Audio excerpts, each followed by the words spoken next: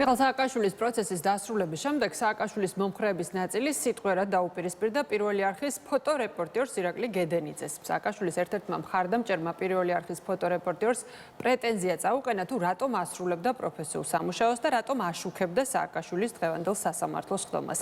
შეგახსენებთ, რომ ირაკლი გედენიძე, რომელიც ფოტოგრაფად 20 წელზე მეტია მუშაობს, მათ შორის მიხეილ სააკაშვილის პირადი ფოტოგრაფიც იყო, 26 მაისის დროს პროფესიული მოვალეობის შესრულების და ფოტომასალის გავრცელების გამო ჯაშუშობის ცრუ ბრალდებით 2011 წელს 3 ფოტოგრაფთან ერთად დააკავეს.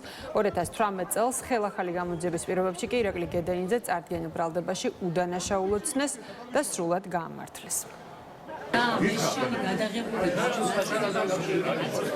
ირაკლი ფოტოები კი არ გვაჩვენე და გამოფენა გააკეთე და ახლა გამოფენა როგორ მე იმას არ ვინდები შეძლებდა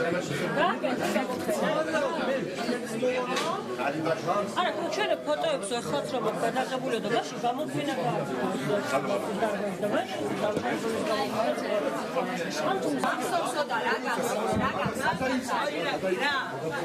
მოკები რა გახსოვს ო ჩვენს გახსოვს და მოკები შენ რა გახსოვს